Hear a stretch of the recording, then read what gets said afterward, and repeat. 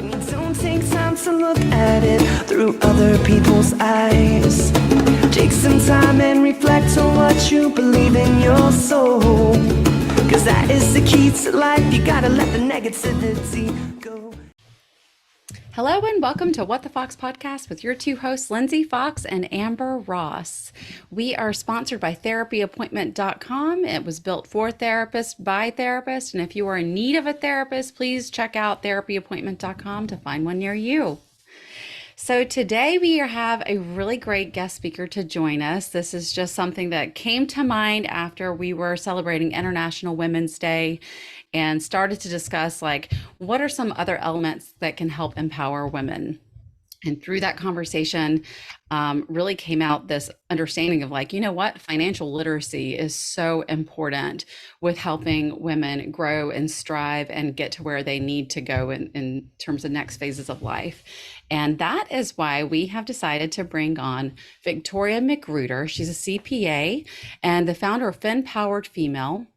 We happened to connect through Instagram of all places because I saw her content and was like, wow, she's got some great tidbits and more people need to know who she is.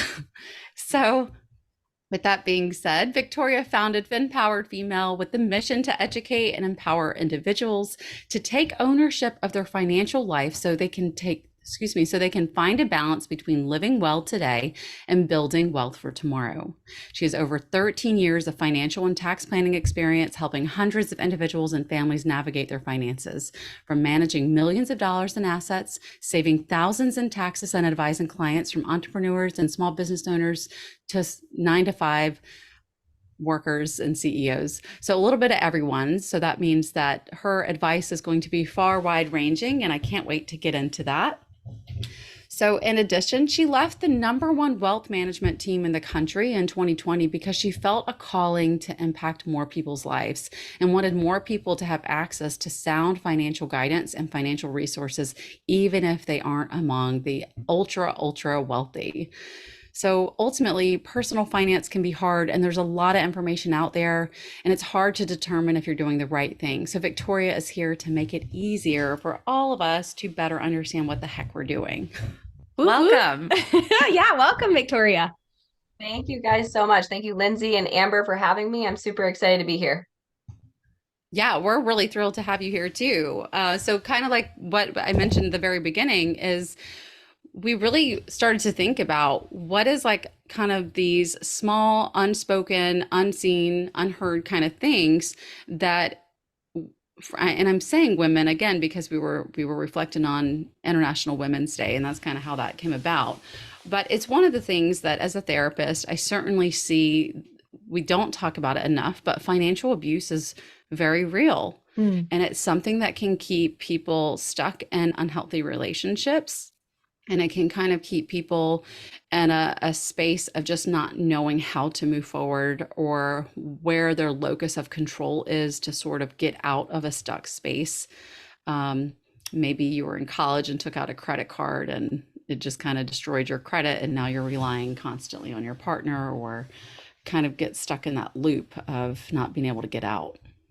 So that's where I kind of thought that you would have some great tidbits to share with us in terms of what are manageable and feasible goals that everyday people can strive toward that is within their control.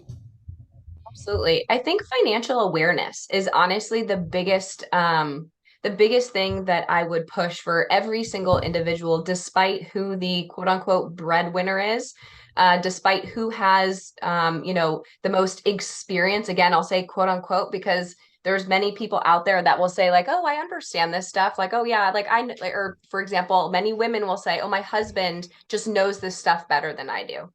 Right. I raised my hand for the people who can't see us, who are possibly listening. I immediately raised my hand because I 100% no shame in my game right now. I may feel differently by the end of the episode.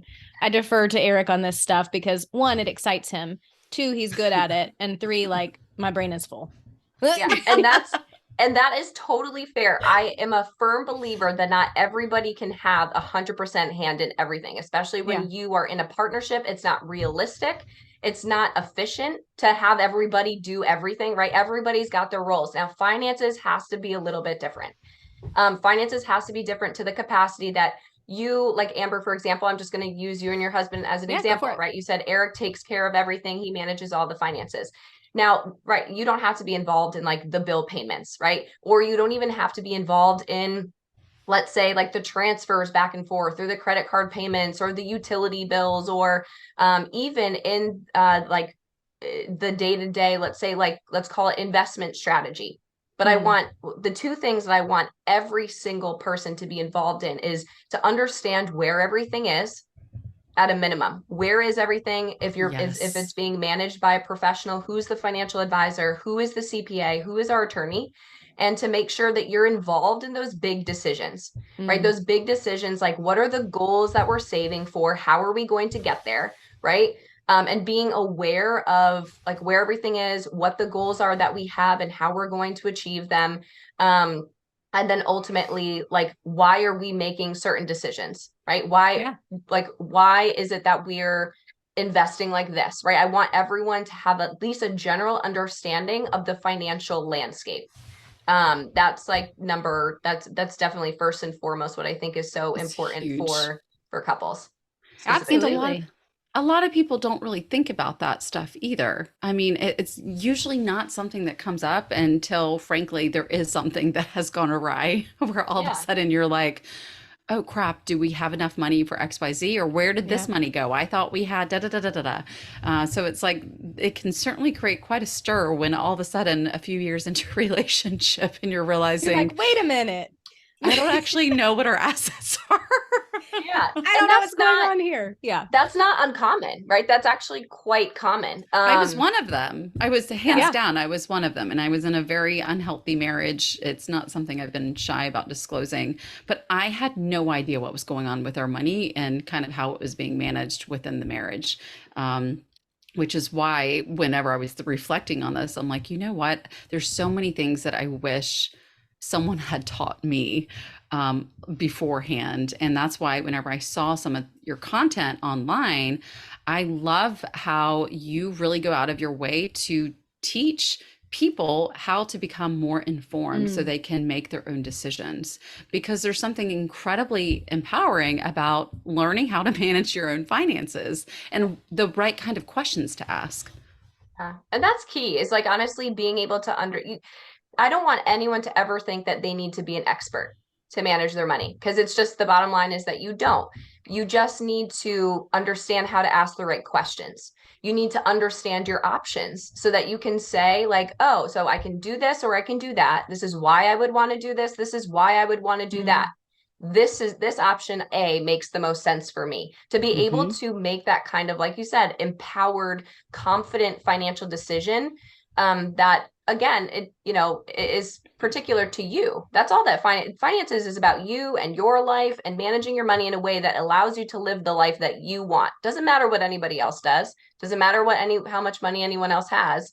All that matters is that you are making informed, confident decisions that are going to better your financial life today, and ultimately better your life in general tomorrow. So that's why I think financial education and financial literacy is just so important, and being financially aware is step one, in my opinion. I couldn't agree more. I could not agree more. There was something I wanted to ask about, and now it's kind of slipping my mind. But I think before we even kind of get into the nitty gritty of finances, I sort of want to roll back a bit and just have a better understanding of, how did you, as a person, Victoria, how did you get into your love for financial education and financial literacy to begin with? Where did that start from? Was it a family of origin type of thing where you witnessed other people doing it? Was it a personal experience that changed things? What happened? Honestly, I think, have you ever, there's a statistic out there that says that about 90% of wealth is lost in families by the third generation.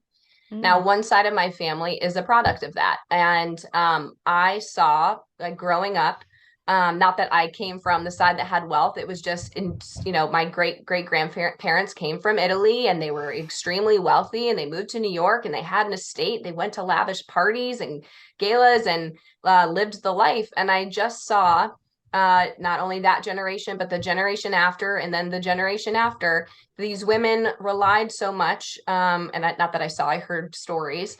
These women relied so much on their male partners to support them and provide this lifestyle to then only be, left with almost nothing, or kind of going along a roller coaster ride, of ups and downs. And then kind of to your point, being in these relationships where they felt stuck. And just, I heard these stories when I was younger, and I just saw a lot of financial abuse and financial mistakes, and the impacts it has on families, on relationships, on mental health.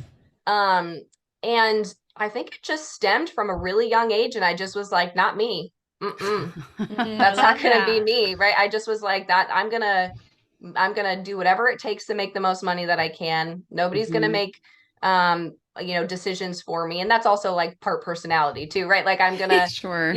right. That might be some of your Italian flair coming out too. Yeah.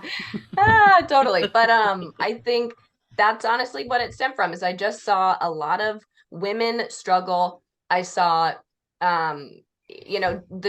just trust being demolished, people passing away thinking that there was X, but there wasn't, divorce, like.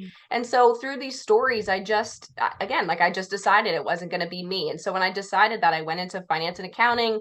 I did all the tests. I passed more tests than I can, say. I've worked in, like you mentioned in the intro, I worked for the top wealth management team in the country, managing, millions of dollars. And the reason why I love what I do then and now is I love working with people. Everyone has a different story. Everyone has a different background. They have different concerns, different fears, different goals. And I'm a problem solver. And so I like that every person has something different to solve and a different strategy to get them there. Yeah. I mean, that's 100% spot on, because to your point, we all have different wants and needs and long-term goals or short-term goals. And you don't ever really know how things are going to shake out in life. So like having a contingency budget or that emergency planning fund, how do you establish that? And just all of those things. And then whenever you have children and the unexpected healthcare expenses that come with having kids, as Amber rolls her eyes. Yeah. Yes. Yes. I mean, they're just so many things that pop up. I'm wondering, do you kind of have like a key tip that you would like to share in terms of people who might be just starting out or maybe don't even know where to begin, right? So maybe we can say a tip that could be for someone who is single and maybe not having a family of four or whatever, or maybe like someone straight out of college, that sort of thing, versus a family, whether they are married or not. Yep. I think honestly, the advice is going to be very similar, even across like kind of all stages, because they'll just be in different capacities in terms of different levels of what you're able to do. But the guidance and the financial plan is still appropriate at all ages, type of thing. But I think first and foremost is, everyone should have an emergency fund.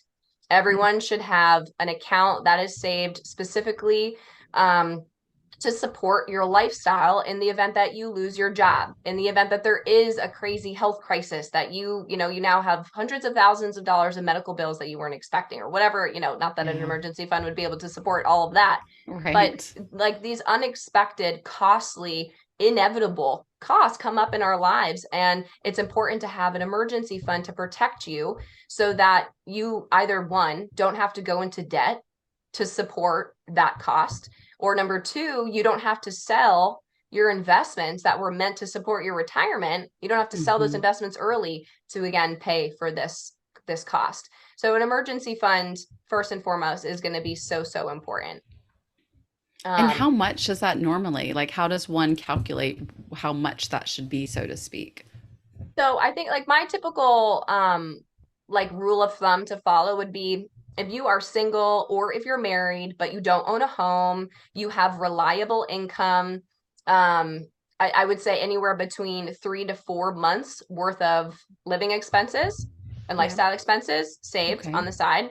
If you own a home, if you have unreliable income, if you are, fearful of your job, if you have kids, then I'm going to say it's going to be around 6+ months of a monthly lifestyle expenses saved. I mean, that makes sense. I'm going to interrupt for a minute because I want to dig in that you're saying lifestyle expenses and not necessarily just keeping it as bills, right? Because I'm getting the impression from you when you say that it means more than just, okay, mortgages paid for, car payments handled, grocery bills covered, right? Lifestyle expenses to me is many more things on top of that. Do you want to share a little bit about it? Totally. So there are people out there that will say, everyone's got their own set of I would say their own opinion.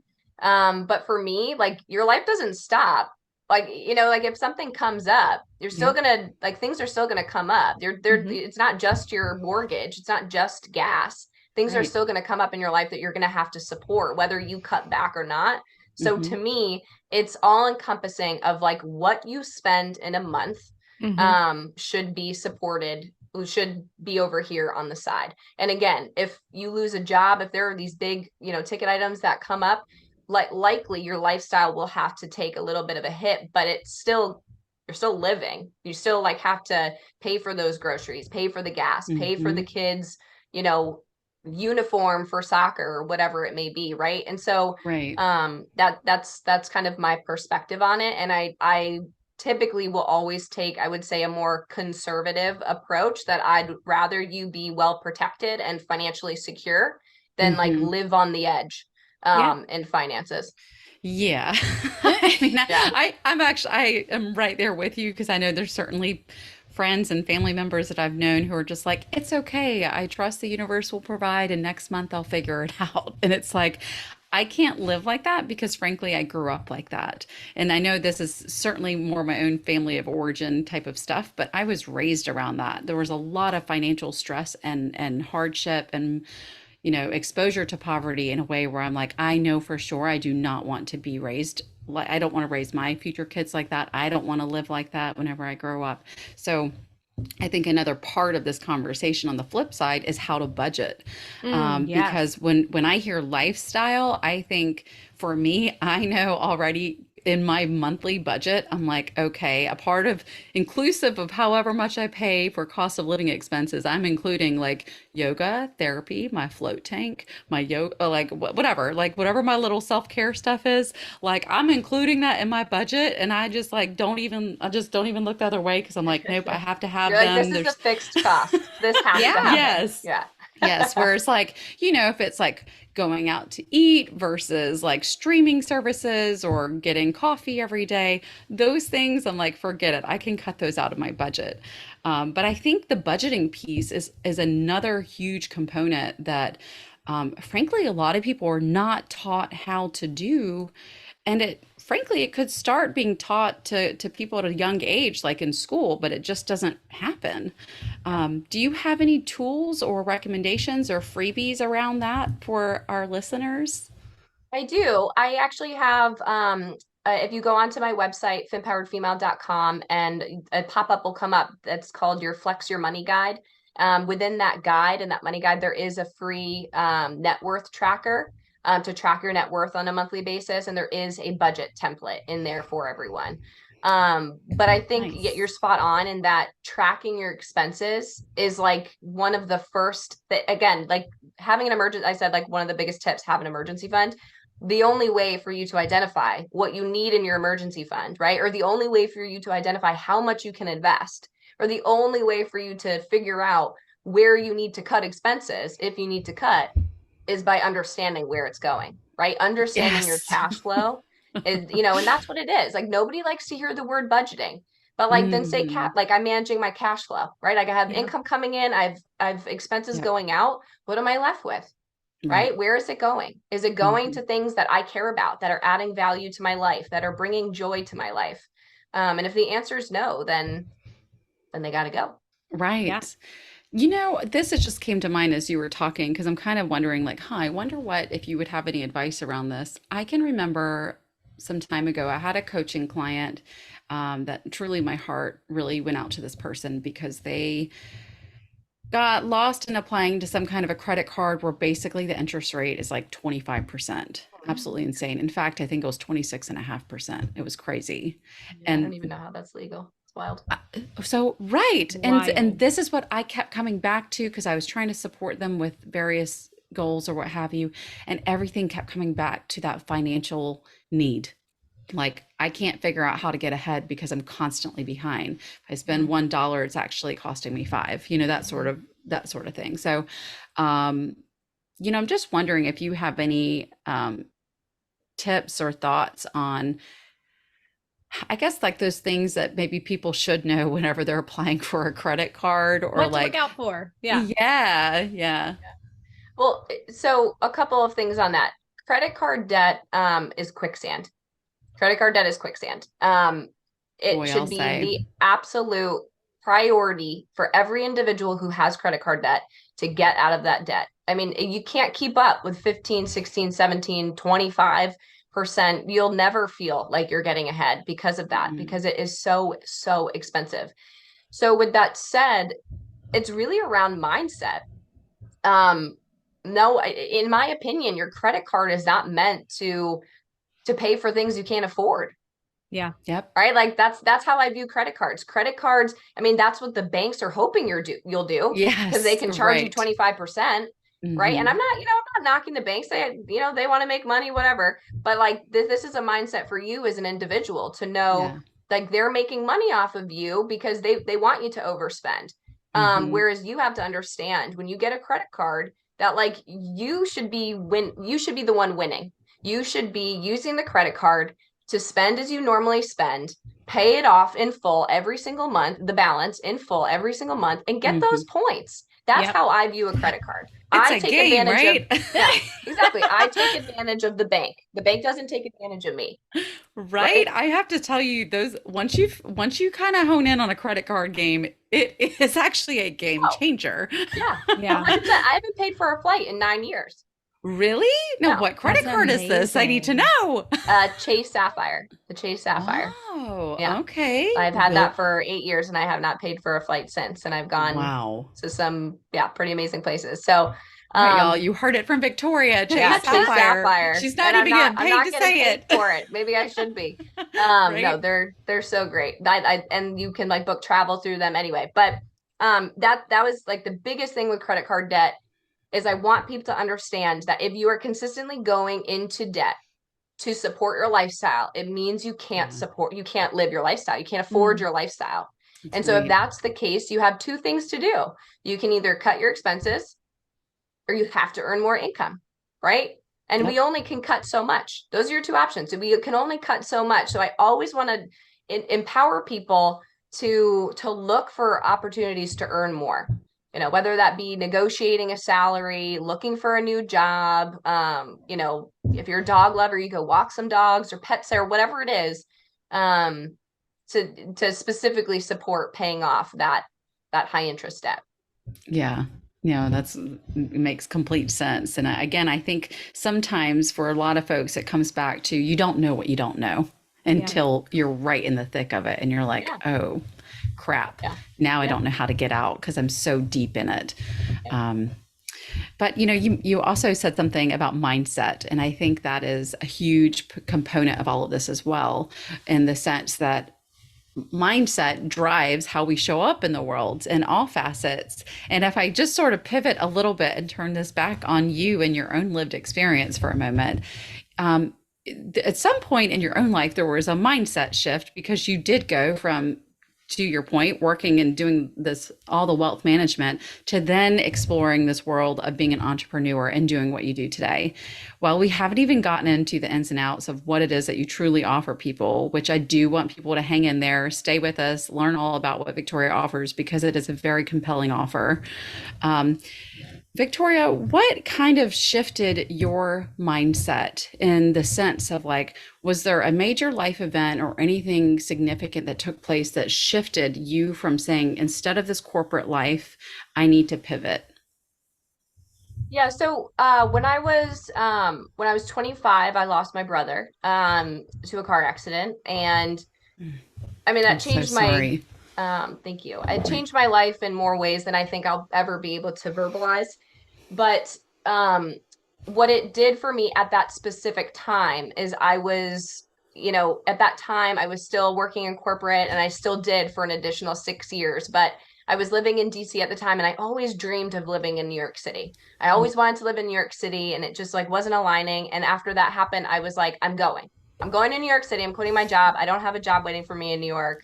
Like I was engaged. I was like, come with me. Hopefully, please, I'm moving. I'm going. We're getting married, so you might as well come with me. Um, and so I like thought that everything was going to be made better once I made that move, right? Like Yeah. things weren't aligning in my life. Like I didn't love the corporate world, but I thought like I just need to move to New York. And my brother passing was like, follow the dream, follow the path, follow what you've always wanted. So I did that. And then I took this career in wealth management, and it was the dream job. I worked with the wealthiest families in the country, like managing millions of dollars, helping people, being a crazy, amazing resource to these people, and talking to them sometimes daily, helping them with their financial lives. I loved leadership. I loved everything about it, and I could not shake the fact that something wasn't right. Something Yeah. wasn't aligning. I didn't like that I had to be somewhere all the time, that I was working my tail off for somebody else to decide when I was going to get that promotion or get that bonus, or, it just didn't align with me. And I think one of the biggest factors in my brother's passing was that I do only live one life. And if something isn't feeling right, like I am going to make a shift. It's just, it's scary. It's super overwhelming. Like I cried like a little baby about it. I felt like I was like divorcing the life that I was going to live. Right. Like Well, I felt you like, were. yeah, like Yeah. I worked I so mean, hard for this, and right. now I'm leaving. Yeah, that grief Um, is real. it Absolutely. was, it was like I was grieving like the person I thought I was supposed to become, but there was Yeah. something telling me that's not actually the person I'm supposed to be. Yeah. And so entrepreneur, like at the time, then I became a stay-at-home. I was pregnant with my second, became a stay-at-home mom for a little bit, with the idea that after my second was born, I would then start this business. And then COVID happened, and then I had two kids under two at home with me, and I was like, well, Oh my I'm gosh. definitely not going to be able to run a business now. With these two Not kids at home. yet. Yeah. So I was a stay-at-home mom for 18 months, and then I started Empowered Female in 2021. And um, it just perfectly aligns with who I'm supposed to be and who I'm supposed to help. Um, and I'm like with my kids more, and I'm just like more like, yeah, everything is just aligning more than it was, despite the income side, which has taken a dramatic hit, Yeah. versus where I was. It just like in terms of purpose, um, Yeah. it just aligns much better now. I'm so glad that you shared that, because I was actually reading one of your posts this week, and you were talking about that, that like the biggest financial mistake you made of your life, right? And spinning that the number is not always what matters, that revenue stream coming in and walking away from that cushy gig that was quote unquote the dream job, right? For what actually felt good to your soul. And kudos to you for being willing to make that leap, to make it work for you, and to stick with it, because 100%, like that was not the easy path. And I think so often society trains us to look for what's easy, what feels good in the time, Yeah. the path of least resistance, if you will. And Yeah. you 100% went like and took a left turn. Yeah. That's Oh, right. yeah. Like I did not, yeah, like go to be a stay-at-home mom to two kids under two, like entrepreneur. I'm like working more than I've ever worked. Like I'm like, this is crazy. I'm like, what, but it just, I think, again, I'll say it, after my brother passed, it was this feeling that like you don't have time to, like, Yep. you just have to do. If it doesn't feel right, you have to change something in your life. It's just that Yep. simple. If it's not Yes. feeling good, then you need to change something, and change is scary.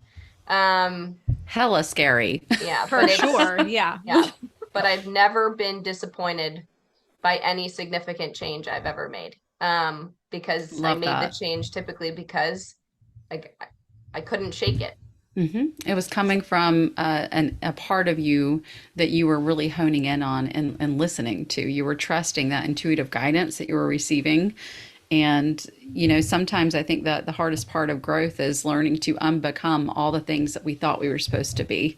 Mm-hmm. And ultimately, once we get to that phase of being able to unbecome all of those things, we then end up becoming exactly who we're meant to be all along. And I feel that's what I'm hearing you say, in the sense of you've now, found something that connects deeper, that also affects all kinds of people. Now your skill set is able to support the masses, and it's not just these individual families or the top 1% who can afford your services.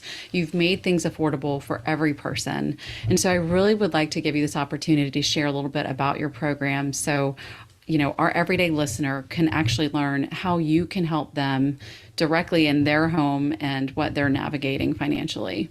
Yeah, absolutely. I'd love to. So, I have two. I'm kind of developing some additional, I would say, opportunities for people to work with me. But right now, I would say the main way is through my course, Flex Your Finances, which is a financial planning and wealth accelerator course. And kind of like what I said in the beginning, a financial plan, like despite how much money you have, is like what you need to succeed over the course of your life. Because I think what a lot of people do is that they think, well, if I can just budget, I'll be better off, right? Right. If I could just learn to invest, I would be better off, right? If I could just pay off my debt, then everything would be fine. And what you'll understand, especially as like every year goes on, is that your life continues to get more and more complex, right? People pass away, people get married, people get divorced, you have kids. Like there's just a lot of complexities, and your financial plan and your financial life will always be changing. Yeah. And so it's important. I created this course because I wanted to empower people to understand how to navigate those changes throughout the course of their lives, so that they would be able to make informed decisions around creating a spending plan, right? At not only this point in their life, but at other points in their life, to be able to pay off debt and create a strategy for that, to be able to invest and make your own investment decisions and understand why you're making them. Right. Yes. Yeah. So the course is very much designed to empower you to be your own financial advocate and be able to manage your money confidently. And again, I don't expect you to be some expert by the end of it, but it will give you the confidence to make informed, smart money decisions Yes. today and tomorrow. And so with that course is lifetime access to over 12 hours of video lessons, 12 weeks of my Fin Powered Slack channel, and also part of my Fin Powered community, where you can like ask me questions any time of the day, and I'll be there to answer them. I do bi-weekly coaching calls where everybody comes together at the same time and kind of chats about what's going on, and kind of addresses like roadblocks that people are facing. And then, Which is incredible, by the way, Yeah. because even whether it's one-on-one calls or group coaching calls, I really feel that this is such a value added component of it, because it is allowing people, I feel like in group settings especially, it's amazing what other people will ask or come up with and how you end up supporting each other. I think that's the totally. value of a group coaching program as a whole. I know it's just a coaching. I don't know what you want to call it, but I mean, it is ultimately, but you're right. I mean, hey, I would love to be able to have one-on-ones with every single person who wants to have a one-on-one with me, but I only have so much time in the day. And like, as much as and that's why I started the Slack channel, right? Because like you hear from me. I'm going to send you voice messages, right? I'm going to drive my kids in the car because that's like my life right now, but yeah, I'm still just as smart as I was when I'm sitting in front of my that's computer screen, right. right? So, Yes. um, so I try to make it work so that you're getting that one-on-one exposure, but I'm not, doing one-on-ones for 10 hours a day because I can't, right? And then the bi-weekly coaching calls I love because it's amazing what people don't have, like people don't have confidence asking the question. And so Hmm. oftentimes what group coaching calls will do is other people will have that confidence to ask that question. And then people will chime in and be like, oh, I really wanted to ask that. So what about this? And it's like they're feeding off of each other and learning from Yeah. each other and each other's questions. Well, And and even the it's ability to think amazing. about something you didn't have a question about, right? Like, Yes. I love learning from other people, because Lindsay is one of like, she asks my most favorite questions ever, because they're things that would never occur to me to ask. And I'm like, shit, that was a really good question. Like, and I You're like, love yeah, I being wanna able know to the be a answer to part that. of that. Yeah, I was like, wow, I would love to know that information, but I didn't even think of the question. So I love that you include that group aspect of it, because while, okay, you have to get vulnerable and like be willing to ask a question or participate in a group setting and, you know, maybe unveil some things that you're not as knowledgeable about. But dude, Or we proud all have about, something to right? learn, right? Like, Yep. I love that you do that. That's amazing. Yeah. Thank you. Thank you. Yeah, I mean, it's been amazing. It's been an incredible opportunity for me to, again, just like reach more people at every single phase. Like I have people that make multiple six-figure incomes and have a ton of complexities going through the course. Mm-hmm. And I'm able to strategize and be strategic with them in a very different way. And I have people that don't even have a 401k yet going through the course. Wow. So you have, Yeah. and that's why, again, I Yep. designed something that will meet you where you are. And again, the power of like the strategy will come from me, right? And the Mm-hmm. power of like the additional information, the additional needs that you need personally will come from me through the Slack channel, through the biweekly coaching calls. Yep. I actually just want to ask a generic question here, just because I think that your response will highlight some of your knowledge and also share a tidbit or two for our listeners who might be trying to invest or understand investment, because I really do think, and I've recently gone down this rabbit hole of getting so into the stock market. I love it. Yeah, Which, not a great time, Lindsay. Not a oh great my time Yeah, for I was that. gonna gosh, say, oh my gosh, it's so mm. crazy. Well, I started to get into it maybe like a few months ago, I would say, and I've just really get so worked up and excited about like, oh my gosh, look at what's happening. The past 18 months have been so crazy. I can't believe all this stuff. And then, of course, the Silicon Valley Bank fiasco that has generated this nutty ripple effect that, you know, we just all need to chill the F out right now. Yeah, um, scary stuff. yeah. So it's like for people who are wanting, maybe they have like a cash flow of say $15,000, $20,000 they want to invest right now, right? Mhm. Given the volatility of the market right now, what would you say are general options to consider and or ways to invest that would be deemed on the safer side, given the fact that there have been so many ebbs and flows? If someone just had a, you know, and that's why I'm giving out a range of like $10,000 to $20,000 that they want to invest, whether it be for a short-term plan of like 1 to 3 years versus they don't need that money for a while. So they say, hey, I'm willing to invest it for 5+ years. What are the best options for those people to consider? Yeah, so I can't give, that's a pretty direct question about investment. So I can't give like specific financial advice, but what I will say is twofold.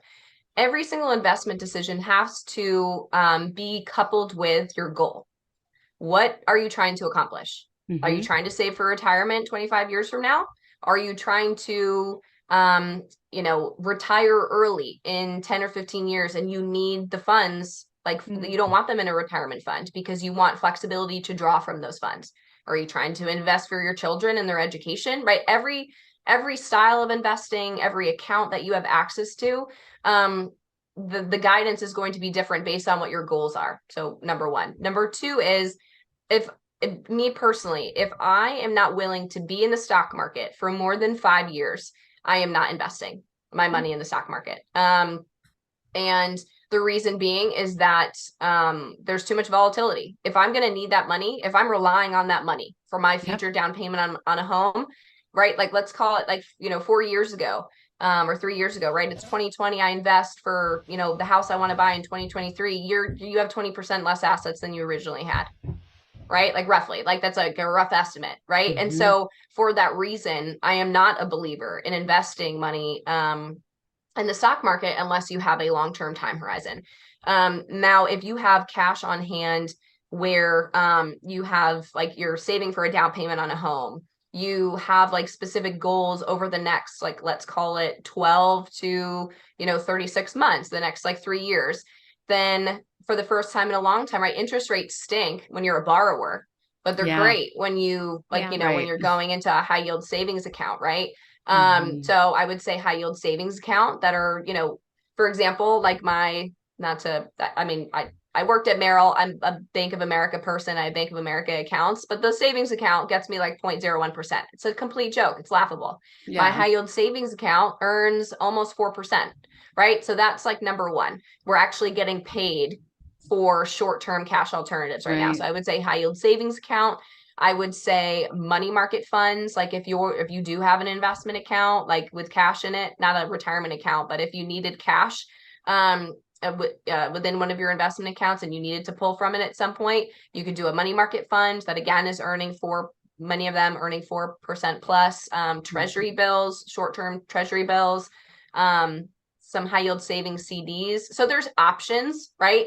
But again, first and foremost, I would say high yield savings accounts are the easiest way to make additional money right now on the cash that you have. And it's easy. Most of them are free. Like it's, FDIC insured, like that's like an easy win. It's an easy win to make more money. That's right.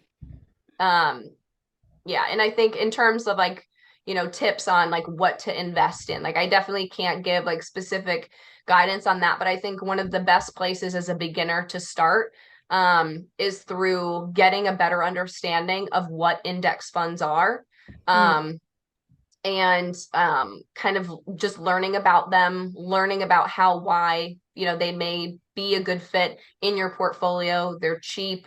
They provide you broad exposure to the market without having to hand select a couple of stocks, right? So that's where I would be suggesting people educate themselves, like educate yourselves around your investment options. And index funds are a good place to get that, like I would say, broad education around what investing in the stock market is like. Absolutely. And I love that you emphasize the FDIC because, for those who are less familiar, we want to make sure that everything is cash protected. Yes. Yeah.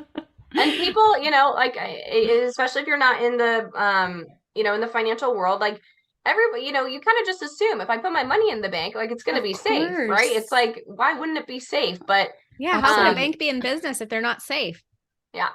Well, it's kind of like how when you go to a hospital or your doctor and you assume the person wearing a white coat and has a stethoscope wrapped around them must know what they're doing and is going to give you the right medication or diagnosis.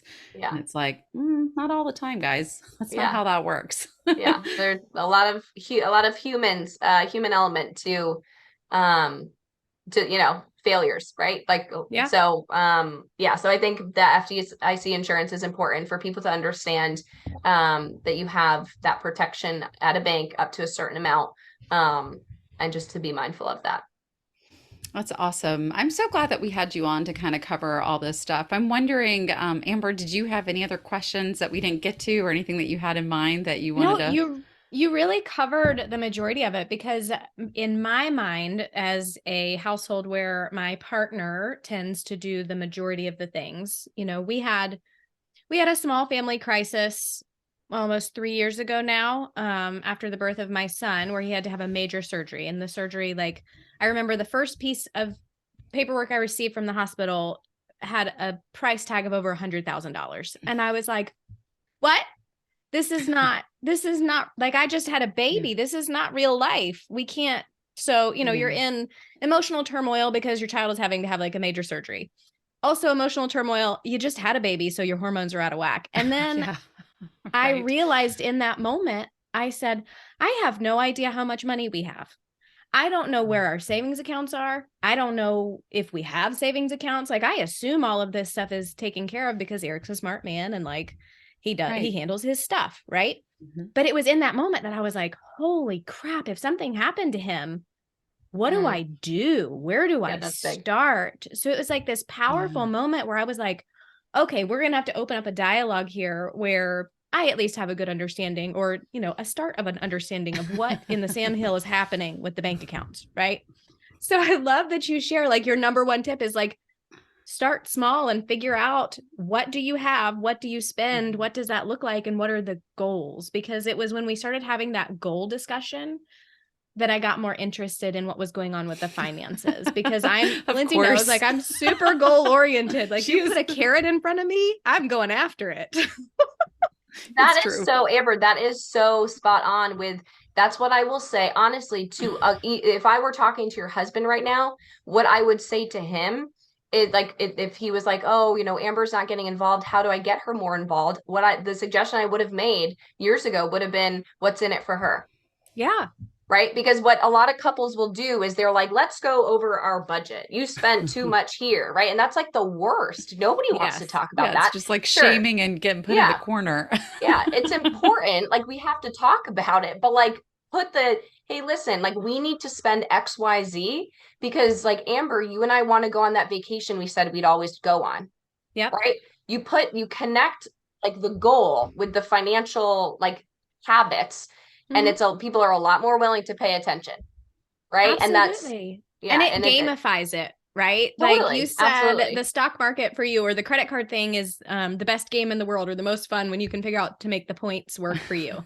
Yeah. But when you tell me like, okay, we need X number of money to go do this really fun thing, watch how creative I get. Like, just totally. I'm gonna find it. Absolutely. And I think that's like the connection that people just like don't make, is that your money is supposed to be a tool to give you the life that you want to live.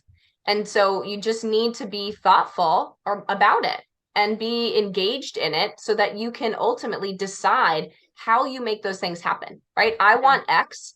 How can I make X happen? Right? That's the conversation. That's the mindset shift that I always want people to have. It's not where are we? What can we afford? It's what do I want? And how can I learn to afford it? How can I get myself to a place where I can afford it? And when you're in a relationship, it's so important to talk about those goals. Because that's the only way I find that two people will be invested. Yeah. Absolutely. And it's powerful. And when you're on that team together and you're marching toward that same goal, like that, I think is where the magic happens, specifically when you have the knowledge to back it up, right? I think a lot of people are walking around with maybe a history of money stress, maybe a history of poor feelings towards money. We're all told money's the root of all evil. That's not true. Money can do wonderful things for the world if we put it to work in the right ways. So I love that you're able to connect with people on small levels as well as the large levels, because we all have to work with money every day. We all need it to survive. We need it to thrive. And this shouldn't be a conversation just for the elite, right? And I think what I'm getting from you and what I've received from your content online is like, this conversation is for every size table. It's not just for, the granite countertops of the world. Put it that way. Well, it is, exactly. And well said, Amber. Yeah, totally. And I think the message too is like, just because, and I think the reason why I want people to follow me specifically and learn from me is because you need to understand that your financial life is not a snapshot in time. It will always change. You will always need different guidance. And if there's one person out there that has seen both tax, finances, wealthy, small business owners, like, I'm not the only person in the world, but like, right, I am one person that has actually seen and worked with people at all different levels. And I think that level of expertise, I think if it were me, like, I would want to follow me because I can grow with you. And I think that growth with someone is what is so important, because you establish a trust. You establish like almost a relationship, even though I don't have a relationship with all my followers, right? You still like can learn from me. You know that I'm here to support you and your future. And I will be able to be there at each level and at each step. And to me, that would matter to me. If I were out there looking for guidance. 100%. And that's just it. Is I do think that is something that is unique to what you offer, and in particular is just the fact that there is some of that one-on-one access through, the end of your Slack channel, the individual texting or what have you, and then the group calls. I do think that personalized service is unparalleled, and that's why we really wanted to take a moment to encourage our listeners to check you out, because you do have a lot to offer people to inspire change and to empower individuals to know that they can accrue their own financial wealth or savings and live the life that they want, so long as they have the knowledge to know what to look for and where to start. Yep, absolutely. Start here. Start with Victoria. That's the key message. Shout out. No, this was wonderful. Thank you for spending time with us and for sharing so many freebies with our audience here today. I'm just absolutely thrilled with the guidance, the information, the education that you shared with us. And I know I've already spent some time poking through your page and all of the wonderful information that you offer. So keep that up, because holy crap, what an amazing value. And I'm sure that we look forward to talking with you again soon. That's Awesome. right. Thank you And both for having me. Absolutely. Thank you for joining us. And we just want to remind our listeners to please click the subscribe button on YouTube, please. We're still really trying hard to get those numbers up on YouTube. And we would love if you followed us on Instagram. You can always find Amber and I on our at the What the Fox podcast handle. Yep. You can see our individual profiles there. And we would love to know, what did you think about today's episode? We would love to hear your feedback. We love 5-star reviews as well, because it helps boost us in the algorithm, guys. So thank you for your support, and we look forward to seeing you next Tuesday. See you next Tuesday. Bye. And we all sing, everything is gonna be just fine. It's gonna fall into place. The sun is gonna set on your terrible day.